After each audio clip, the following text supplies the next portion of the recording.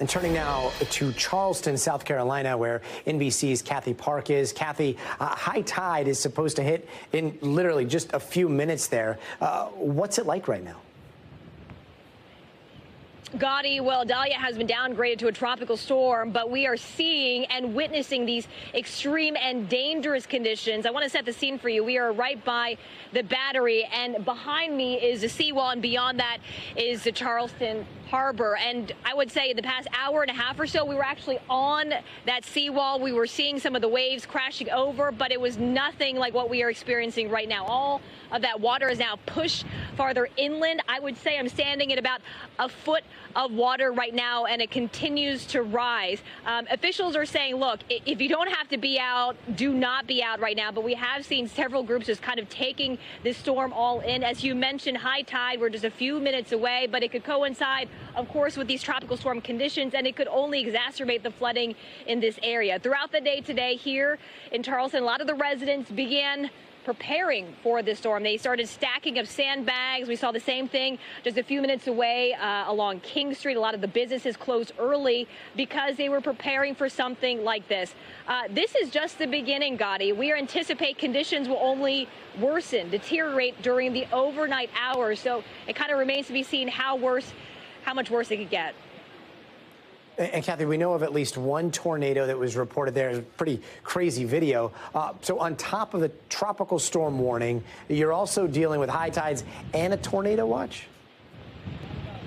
Yeah, just a couple of hours ago, there were several warnings and watches throughout this region, and there was one in particular, Goose Creek, South Carolina, which is about 20 miles north of where we are right now. We're told that an apparent tornado touched down, flipped over a car, injured 2 people inside. But this is kind of the stuff that we're experiencing, Gotti. Things are changing, and things are changing rapidly. In fact, as I mentioned a few minutes ago, we were standing by that seawall. We had to evacuate to higher ground because we were essentially getting trapped. So the water continues to rise, and things are not looking good at this hour. Gotti? And just to recap, I mean, and it looks like right now, is what you're standing in a road? Was that a road? Correct. I'm standing in the middle of the road. Obviously, I don't want to get too far in there because I just don't know how deep the water is, and that is kind of the advice that officials are saying, especially now that it's dark. You don't know how high the water is getting. So if you do see standing water, don't drive through it. We're in a safe location right now, but yes, Gotti, just a few minutes ago, this was not underwater, but now it's about a foot underwater right now. And besides your lights, it does look extremely dark out there. Is the power on, and did a lot of people evacuate?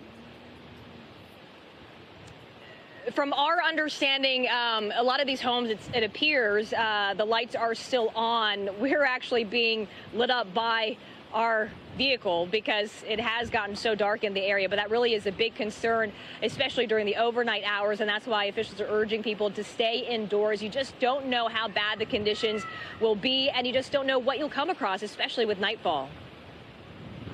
Absolutely. Kathy Park, thanks so much, and please stay safe out there. Thanks for watching our YouTube channel. Follow today's top stories and breaking news by downloading the NBC News app.